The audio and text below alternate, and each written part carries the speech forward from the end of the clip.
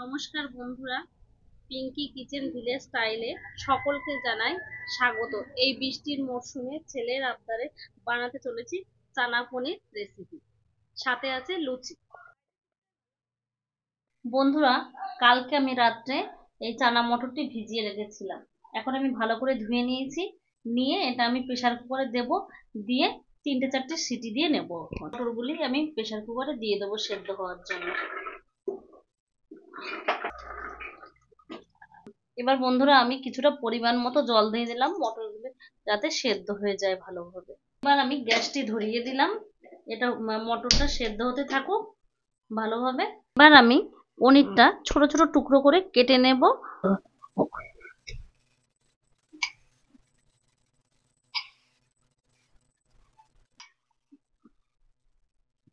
দেখুন বন্ধুরা, পনিরগুলো আমার সব কাটা হয়ে গেল। আমরা একটি আলু এতে ব্যবহার করছি। আলুগুলো ছোট ছোট পিস পিস করে কেটে নিচ্ছি। আলুগুলো ভালোভাবে ধোয়া হয়ে গেছে। ছোট টুকরো করা পনিরগুলো, এগুলোও ধুয়ে নেব। পনিরগুলোও ধোয়া হয়ে গেছে ভালোভাবে, দেখুন। এবার কলটা বন্ধ করে দেবো, দিয়ে পনিরটা জল ঝরাতে দেবো। বন্ধুরা, সিটি দেওয়া মটরগুলো সেদ্ধ হয়ে গেছে। এবার মটরটা জল ঝরাতে দেবো, নাড়া দিয়ে ধুয়ে নেব। বন্ধুরা, চানা পনির বানানোর জন্য এই মশলাগুলো বেটে নেব। পোস্ত, কাজু, 2-1টা জিরে, কাঁচা লঙ্কা, আদা, এগুলো বেটে নেব শিলে। আদাটা বেটে নেব, তাই সামান্য পরিমাণ কিছুটা লবণ ছিটিয়ে দিচ্ছি। এবার লঙ্কাটা বেটে নেব। যে যেরকম লঙ্কা খাবে, ঝাল খাবে, সেই রকম লঙ্কা দেবে। বন্ধুরা, এবার কাজু পোস্ত দিয়ে একসাথে বেটে নেব। বন্ধুরা, মশলা বাটা তো কমপ্লিট হয়ে গেল। মিক্সারের থেকেও কিন্তু শিলে বাটলে মশলাটা কিন্তু স্বাদ হয় বেশি। বন্ধুরা, তাহলে মশলা বাটার সবই কমপ্লিট। এবার কড়াই বসিয়ে দিচ্ছি। কড়াই গরম হয়ে গেছে। এবার কড়াইতে আমি তেল দিয়ে দিচ্ছি। পরিমাণ মতো তেল দিয়ে দিলাম। তেলটা গরম হতে লাগুক।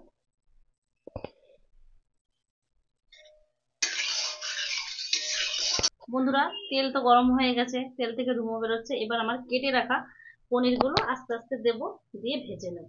দেখতে থাকুন।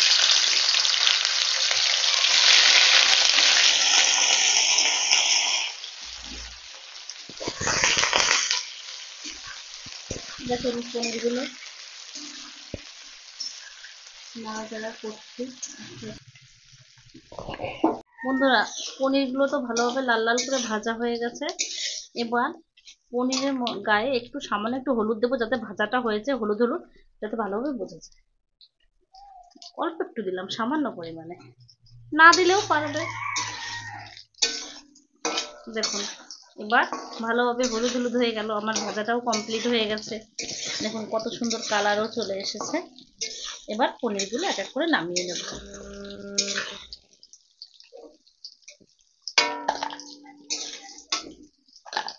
দেখুন পনিরগুলো ভাঙলেও না, গোটা গোটা ভাজাও আছে, কি সুন্দর লাল হয়ে গেছে। একটু পরিমাণ হলুদের জন্য পনিরটাও যে হলুদ হলুদ ভাজা হয়েছে সেটাও বোঝা যাচ্ছে। দেখতে থাকুন আমি কিভাবে রান্নাটি করি। বন্ধুরা, কেটে রাখা যে টুকরো করা আলুগুলো ছিল, এবার আলুগুলো ভেজে নেব ভালো করে।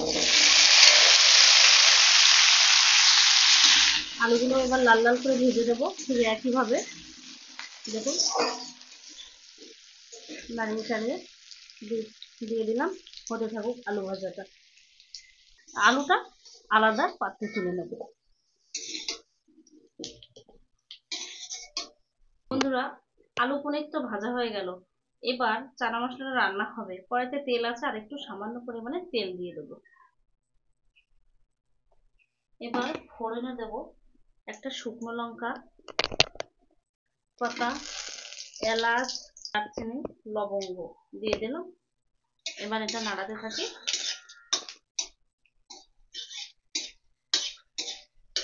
এবার টুকরো করা টমেটো গুলো দিয়ে দেবো, আর একটু কালারের জন্য সামান্য পরিমাণে একটু চিনি দিয়ে দেবো। এবার এটা একটু ভালোভাবে নাড়িয়ে নিই, টমেটোটা ভাজা হোক। আর আমার বেটে রাখা আদা, পোস্ত, কাজু, লঙ্কা, এবার এগুলো একসাথে দিয়ে দিই, মশলাটা ভাজা হোক ভালোভাবে।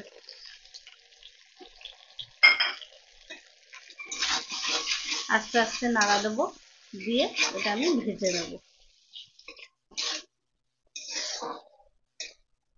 মশলা তো ভাজা হয়ে গেছে, দেখুন আস্তে আস্তে তেল ছেড়ে দিয়েছে।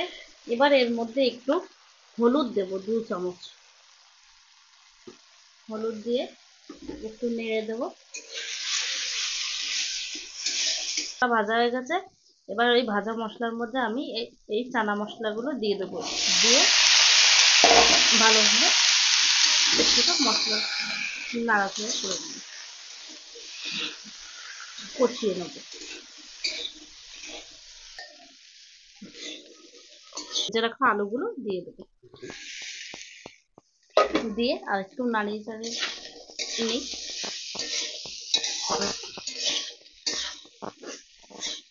আলু, পনির, চানা সব রকম মশলা দিয়ে একটু কষিয়ে নিয়েছে, নিয়ে একটু হালকা 2 মিনিট ঢেকে দেবো। বন্ধুরা 2 মিনিট হয়ে গেছে, এবার আমি ঢাকনা খুলে নেবো। নিয়ে দেখুন বেশ ভাজা ভাজা হয়েছে, আরো ছিল। এবার এতে জলটি দিয়ে দেবো। জল বেশি দেবো না, এইটুকুই দেবো পরিমাণ মতো, কারণ মটরটি সেদ্ধ আছে, আলুও ছোট ছোট টুকরো করা, সেদ্ধ হতে বেশি সময় লাগবে না, এইটুকু জলেই হয়ে যাবে। আস্তে আস্তে ঢেকে। বন্ধুরা জলটা ফুটে গেছে, এবার ভেজে রাখা পনিরটা এর মধ্যে দিয়ে দেবো তরকারিতে।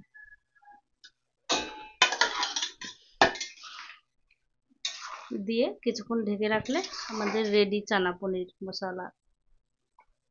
দেখতে থাকুন, এবার এটা একটু ঢেকে দিই।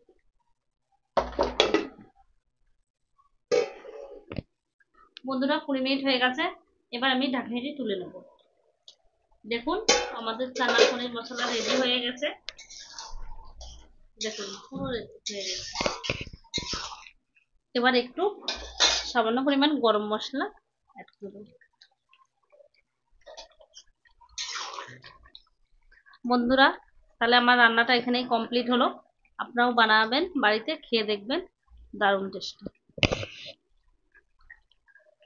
বন্ধুরা চানা পনির মশলাটা আমার রেডি হয়ে গেছে, দেখতেই পাচ্ছেন। এবার আমি এটা নামিয়ে রেখে লুচিটা ভেজে নেব।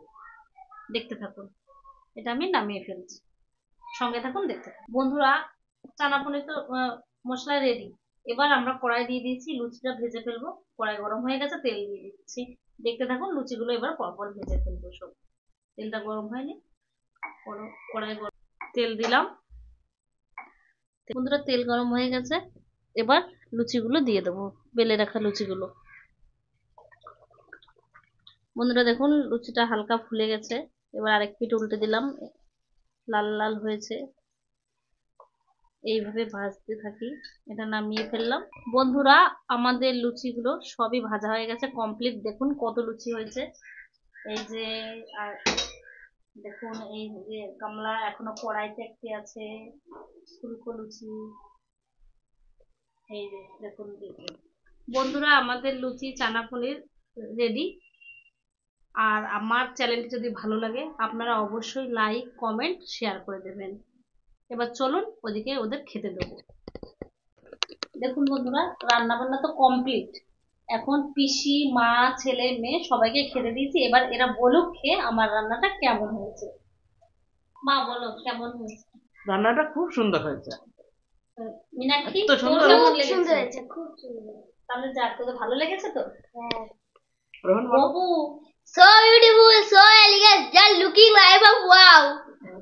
থ্যাংক খুব ভালো ইউ। হয়েছে, পনির দিয়ে, কাবলি ছোলা দিয়ে, আলু দিয়ে রান্না হয়েছে, খুব সুন্দর আমার রান্না পিসি হয়েছে। অনেকদিন পর আমাদের বাড়ি আসলো। খুব সুন্দর হয়েছে রান্নাটা। বন্ধুরা তাহলে আপনাদের কি করতে হবে, আমার চ্যানেলটি যদি ভালো লাগে অবশ্যই লাইক, কমেন্ট, শেয়ার করবেন। আর আজকে আমাদের ভিডিওটি এখানেই শেষ।